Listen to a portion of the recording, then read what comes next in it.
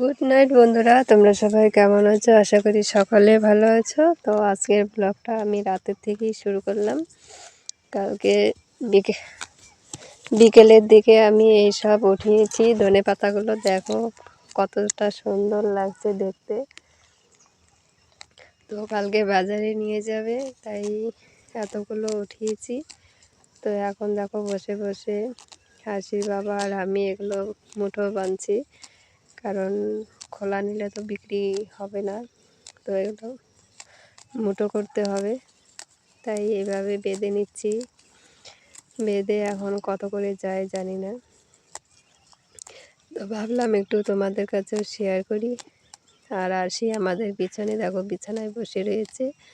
আজকে bed cover টভার সব কিছু ধুয়ে দিয়েছি, এখনও সময় পাইনি এগুলো মানে বিছানোর সময়ই হয়ে ওঠেনি, কারণ সন্ধে হয়ে গিয়েছে এই ধনে পাতা ওঠাতেই।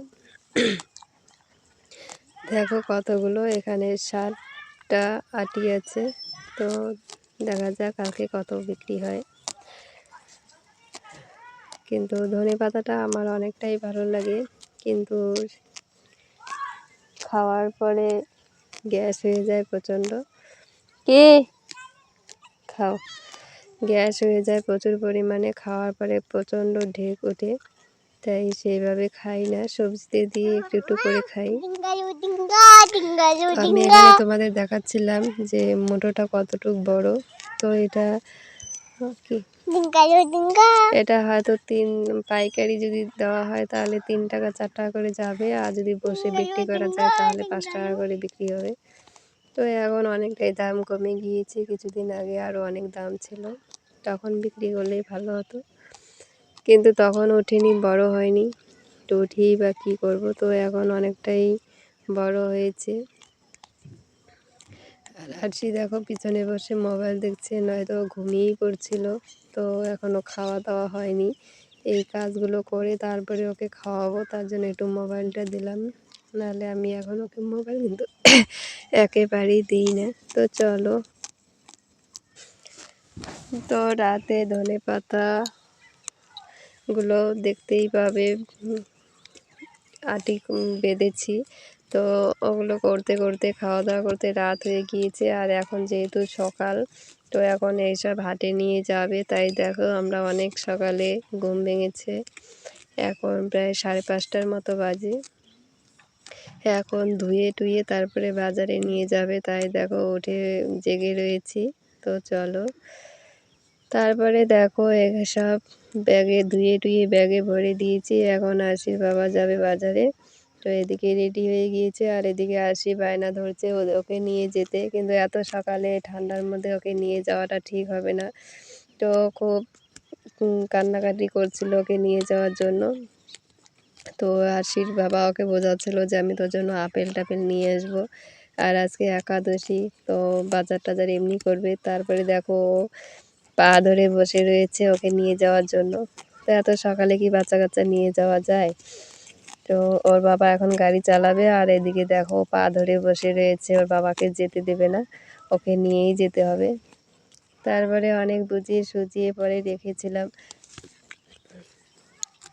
তো আসি কোথাও যেতে চাইলে ওর বাবা নিতে না চাইলে ও এরকমটাই করে।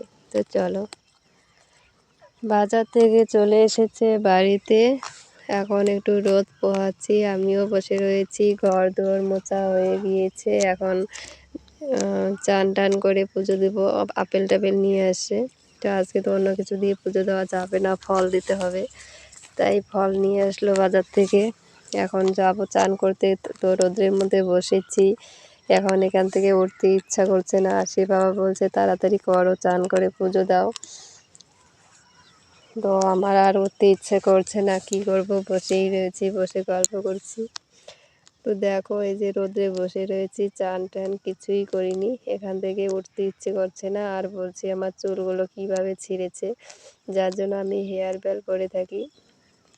আর যখন কাজ করতে বসি তখন এই চুলগুলো প্রচণ্ড পরিমাণে ডিস্টার্ব করে, সামনে এসে পড়ে থাকে। তো বেলটা দিলে তো এই ডিস্টার্ব হয় না, চুলগুলো ঠিকঠাক থাকে। তাই আশির বাবাকে দেখাচ্ছে, আর আশির বাবা বলছে যে চুলগুলো মানুষকে বিক্রি করো, তার জন্যই তো চুল ওঠে। আর সত্যি কথা বলতে আমি কিন্তু চুল বিক্রি করি না। তো চলো, তো দেখো আলসেমি করতে করতে তারপরে দেখো চান করেই ফেলেছি। আজকে বৃহস্পতিবার, এমনিতেও তাড়াতাড়ি চান করতে হবে, আরও যেহেতু একাদশী রয়েছি তো চান করতেই হবে। তারপর চান টান করে পুজো দিয়েছি, যেহেতু সকাল সকাল চান করেছি তাই একটু ঠান্ডার যেহেতু আছে আমার, তাই একটু অসুবিধা হচ্ছিলো, তাই ওষুধ খেয়ে নিয়েছি। তো একটা ওষুধ তো জলের মতো কোনো প্রবলেম হয় না, কিন্তু আরেকটা ওষুধ না প্রচণ্ড ঝাঁজ, সে মুখে দেওয়ার পরে মুখ ভিতরটা কেমন হয়ে যায়। তো কি করব, খেতেই হবে, না খেলে যে বাঁচা যাবে না, তো তার জন্যই খেতে হয়। তারপরে এদিকে হাসিরা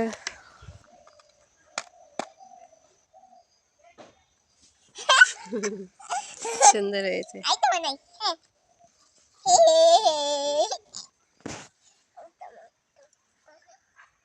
তুমি কেক বাংবা না, হ্যাঁ সে কেক বাংলা আবার বানাতে হবে। ওটার মধ্যে বানাতে হবে, হ্যাঁ ওটার মধ্যে বানাতে হবে।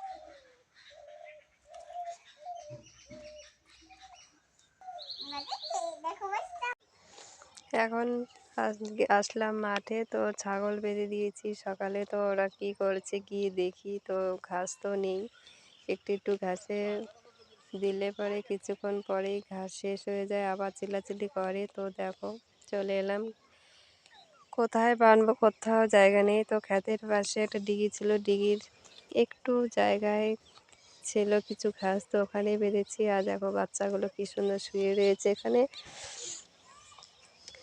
তো কোলে নিলেই আবার চিল্লাচিল্লি করে। কি করব, বাচ্চাগুলো ধরতে এখন এত ভালো লাগে যে মনে হয় সারাদিন কোলে নিয়েই বসে থাকি।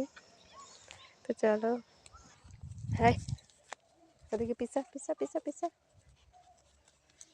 দেখো মাঠে এসেছি, ছাগলগুলোর ঘাস নেই, পেটে খিদে, সারাদিন চিল্লাচিল্লি করে, তাই এখন ভাবলাম একটু রোদের মধ্যে ধরে ধরে খাওয়াই।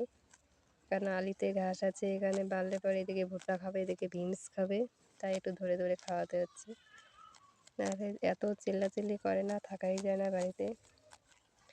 তো এখন ধরে ধরে খাওয়াচ্ছি, তবুও এদিকে ভুট্টায় মুখ দিচ্ছে, এদিকে দিচ্ছে, তবুও রাখা যাচ্ছে না। তো চলো,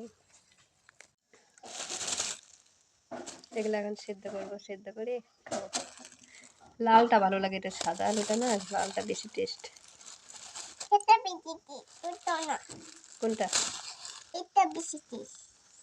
ও আগে যেটা শিমলা আলু, হ্যাঁ ওটা তো শিমলা আলু, আর এটা হচ্ছে কান্দা আলু। এখন সেদ্ধ করে সিঙ্গালু খাবো। এটা কেসর। দেখো আপেল তো এনেছিল, আপেলের সঙ্গে সঙ্গে এটা শিমলা আলু, আমরা শিমলা আলুই বলি। তো এটা সেদ্ধ করে নিয়েছিলাম আগে, আর এখন কান্দা আলুটা বসিয়ে দিয়েছি। আশিস বাবা সারাদিন খায়নি, তো এখন এটা সেদ্ধ করে দেবো, এটাই খাবে। তো চলো তোমরা আমাদের পাশে থেকো, ব্লগটাকে নিয়ে শেষ।